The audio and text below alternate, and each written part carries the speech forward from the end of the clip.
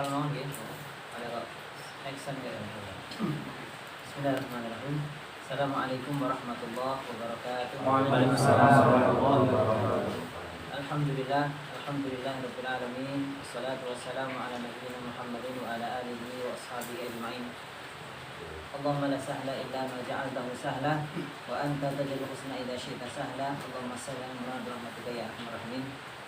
Alhamdulillah, teman-teman sekalian yang dimuliakan Allah Subhanahu wa taala, terkhusus kepada teman-teman alumni ISIN angkatan ke-5 ya, Masya Allah, angkatan percobaan 6 bulan.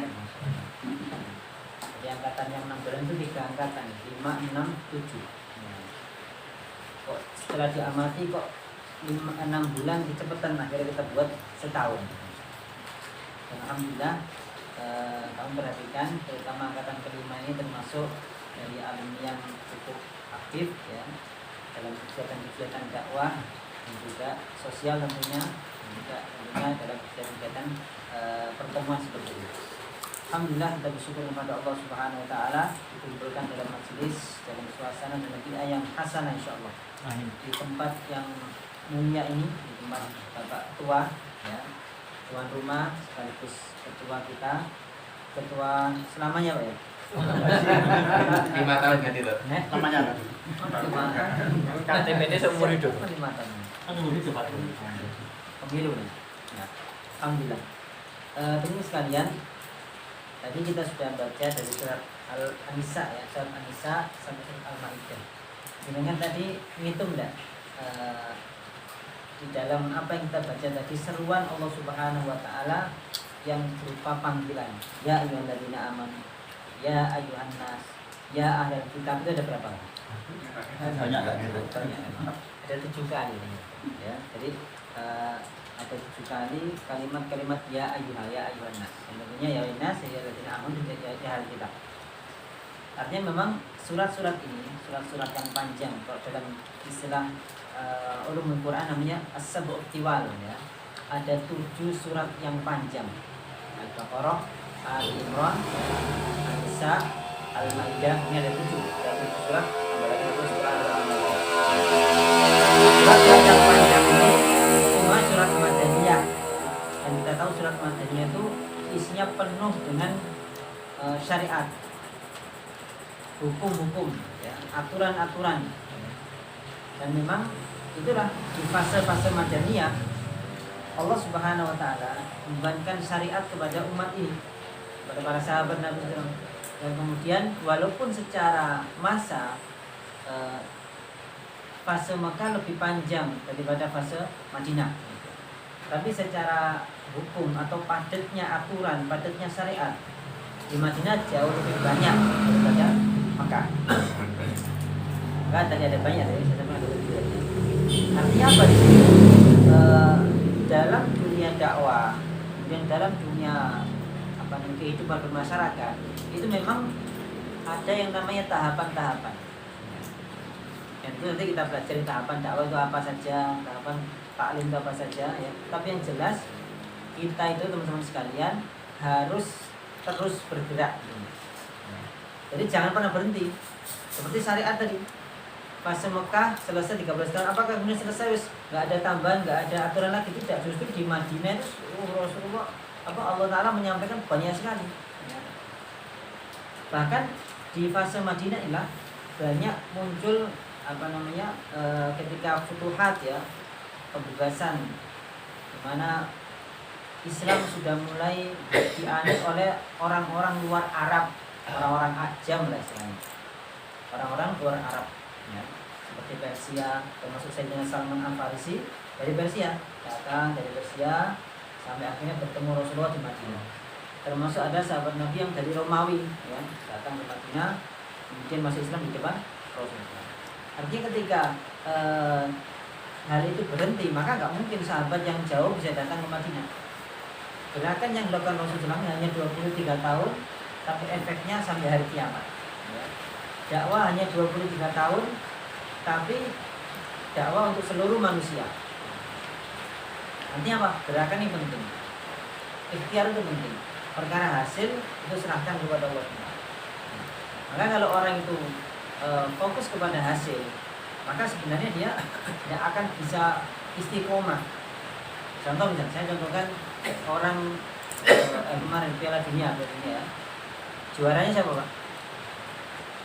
Piala Dunia kemarin siapa? Iya, Pak, benar. Argentina. Jangan awas.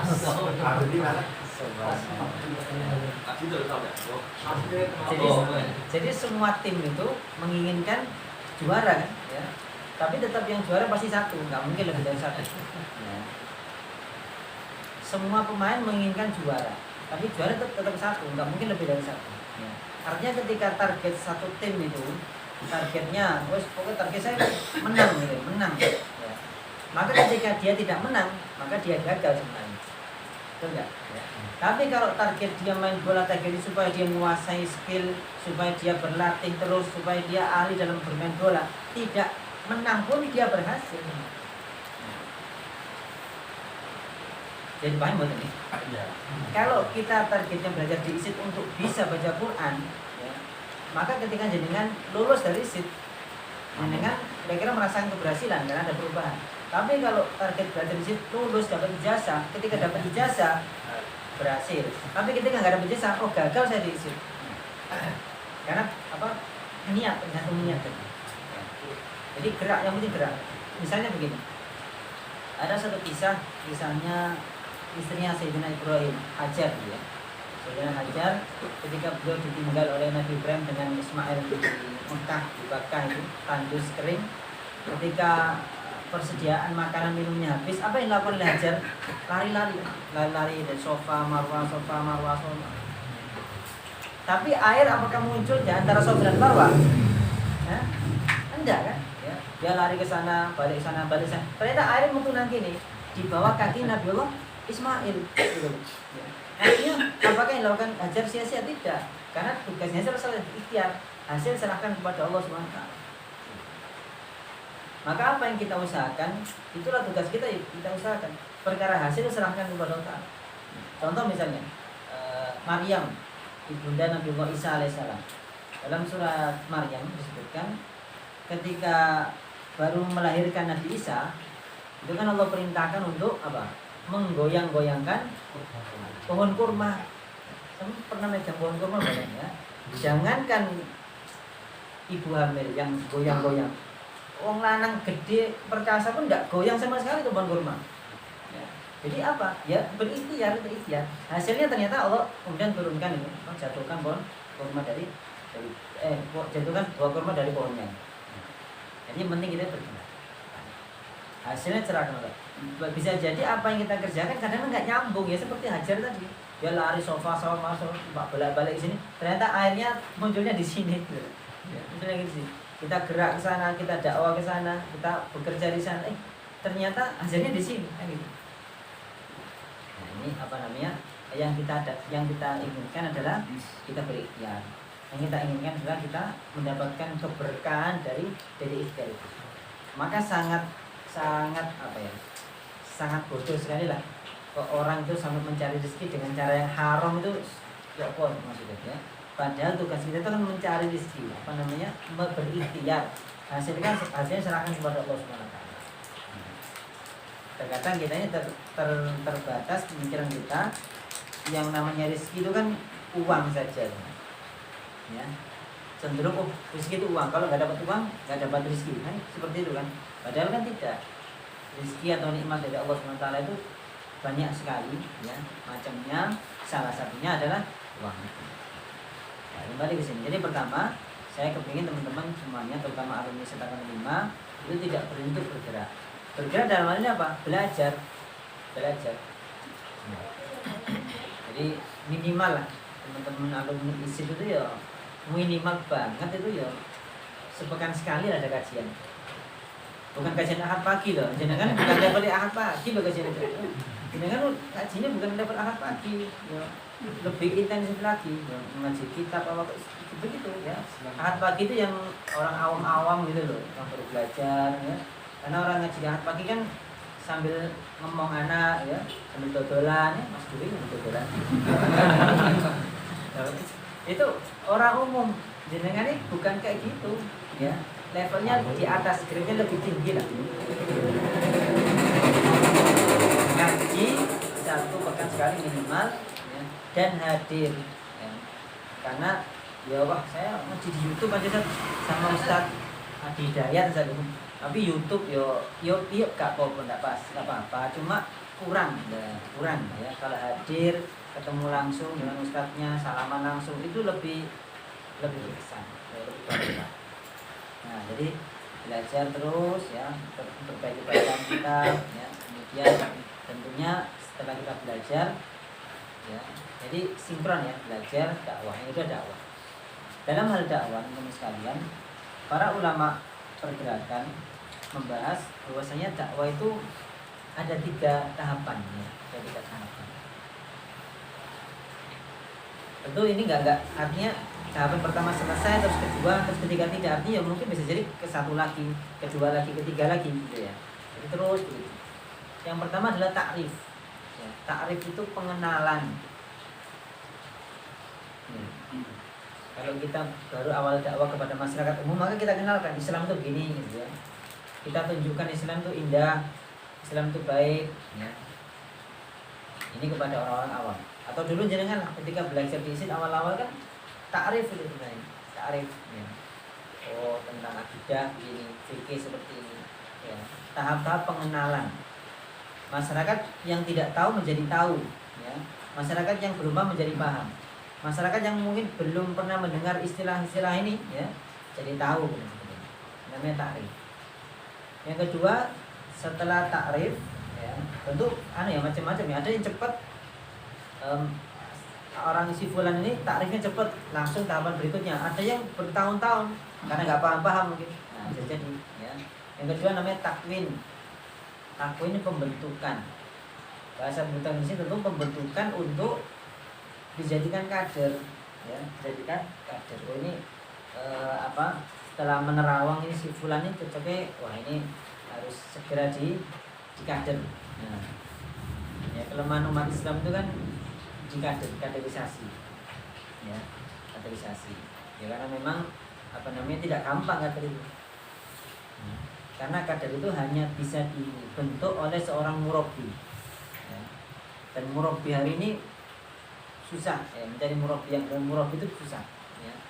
Mu'alim banyak, orang yang alim banyak, orang yang berilmu, tapi murabbi ya, yang bisa memahami kebutuhan mad'u itu lahir dan batin itu kan enggak gampang ya, menemani ketika dibutuhkan ya.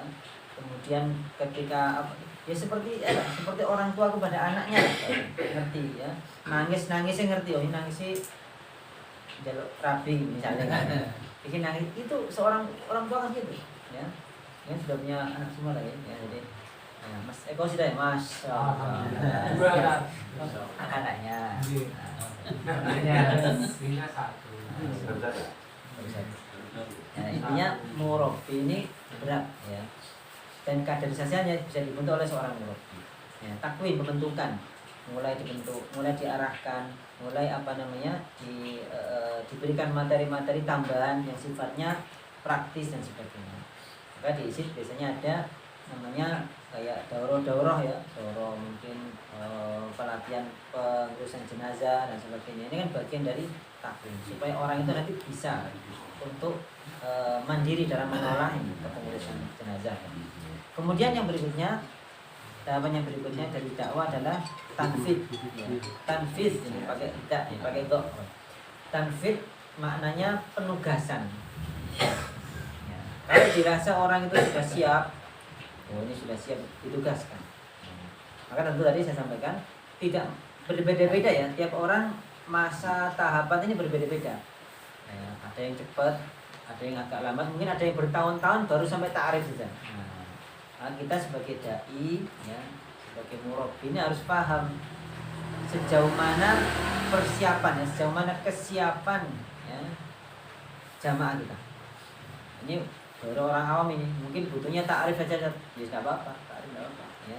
Yang penting kalau kita tidak tidak bisa membuat mereka menjadi kader, ya paling tidak melindungi mereka dari pemikiran-pemikiran yang sesat. Ya. Karena sekarang banyak sekali pemikiran-pemikiran liberal misalnya. Ya. Jadi kemarin saya ngobrol sama Pak Sugimin kemarin pas di kerja kemarin, beliau cerita masalah gelar, gelar ini. Beliau kan katanya mau kuliah apa-apa gitu, tapi bingung, tapi wis tuwa. Gelar ya, jadi saya sampaikan gelar itu dari sisi apa ya, formalitas mungkin penting lah, karena masih banyak masyarakat kita itu melihat belakang itu. Coba kalau Pak Diarno LCMA, mana kan yo tetap di rumah loh Pak, tetap di rumah ya LC, lucu apa yo? Apa LC? Ya, itu gitu. Ya. Masih banyak, maka banyak orang-orang liberal yang mereka jual apa, gelar. Ketika mereka bisa ngomong terserah seperti apa, mereka ngomong apa, agama sama, semua sama dan sebagainya ya. Ketika yang membantah mahasiswa, ya kamu siapa gitu lah, nggak bisa. Nah ini apa namanya, plus minusnya di situ. Ya. Jadi fase ta'rif, takwin dan juga tanfid ini memang sudah harus mulai ya, dari awal sebenarnya harus mulai kita pikirkan, terutama ketika kita ngajar ya, di masyarakat kah, atau mungkin ke halakoh dan sebagainya ya. Maka seorang dai atau seorang murabbi itu harus punya kepekaan di situ. Oh ini begini, ini nanti kedepannya begini. Maka kalau kita lihat Rasulullah SAW menugaskan Sayyidina Mus'ab bin Umair, misalnya Mus'ab bin Umair ke Madinah setelah Baiatul Aqabah yang pertama ya, ditugaskan ke Madinah itu dakwah di Madinah. Padahal waktu itu orang Madinah yang masuk Islam baru 12 orang. Baru 12 orang itu. Pada Baiatul Aqabah yang pertama. Berangkatlah Sayyidina Mus'ab bin Umair dengan 12 orang dari Yasrib, dari Madinah ini. Kemudian tahun berikutnya ya, yang berbaiat kepada Rasulullah ada 70 orang. Jadi kira-kira satu orang bawa piro itu ya. Balik lagi ke Mekah, baiat 70, dari 12 orang menjadi 70 orang. Nah, dan setelah Rasulullah ke sana, semua orang Madinah menyambut kedatangan Nabi Muhammad. Yang mayoritas mereka belum pernah ketemu dengan Nabi, jelas ya. Termasuk yang membunuh siapa namanya? Membunuh Abu Jahal itu, Mu'ad bin Afra sama Muawid bin Afra ya, anak kecil itu ya.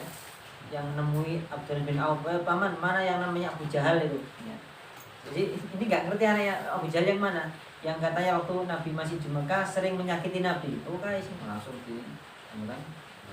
Jadi itulah kehebatan apa kadernya Rasulullah SAW, Mus'ab bin Umair. Padahal waktu itu Quran belum selesai diturunkan ya, kan masih di Mekah ini. Quran belum selesai diturunkan. Tapi berarti ini model-model Mus'ab bin Umair ini cepat ini ya, ta'arif ta'wil tanfidnya.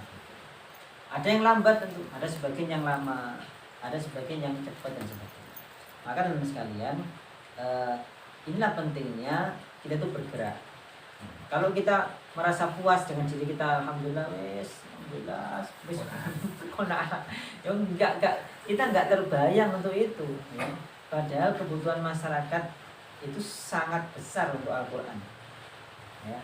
Kebutuhannya, maka kalau kita enggak memikirkan langkah-langkah berikutnya ya, apalagi dengan alumni, dianggap alumni SID ya, sana level iskariman terus aman ya, jaminan swarga ngono ya ora. Enggak ada ya. Maka kita perlu tetap berusaha. Yang paling tidak kita bercita-cita ya, ketika kita meninggal itu kita berniat ada hal yang yang kita tinggalkan.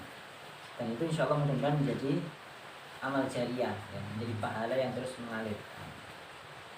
Maka itu dua hal penting ya yang bisa kita sampaikan adalah satu, semuanya kami wasiatkan, kami titipkan, inilah lanjutkan apa yang sudah diajarkan oleh guru-guru kita, oleh Sosiologi, Sasarpun ya. Sore ini Sasarpun misi di angkatan pertama ya, makanya tadi saya mau kemarin ya saya ketemu Ustaz Dwi di kerja itu, kok bisa bareng nih, biasanya nggak pernah bareng nih, angkatan 5 sama angkatan 1 gitu, karena bagi-bagi saya itu. Makanya tadi saya Japri Ustaz Sarpun ya, dan kalau beliau bisa, alhamdulillah bisa hadir di tempat angkatan 1 ya. Karena teman-teman sebagian staf isi itu kalau untuk misi angkatan 1 belum siap ya. Kan angkatan tua itu ya. Mas Komar kon misi angkatan 1 yo. Walah ra ini. Nah, ini ya, jadi akhirnya saya kalau beliau bisa. Biasanya Ustaz Marijal jadwal diisi ya, jadwal fikihnya diisi. Kalau sering izin nanti kasihan santri. Jadi insya Allah nanti mungkin bisa dibicarakan terkait dengan waktu juga dan juga kegiatan kita terutama di angkatan 5. Demikian jazakumullah khairan wassalamualaikum. Kita mungkin musyawarah ya insya Allah. Assalamualaikum warahmatullahi wabarakatuh. Waalaikumsalam warahmatullahi wabarakatuh.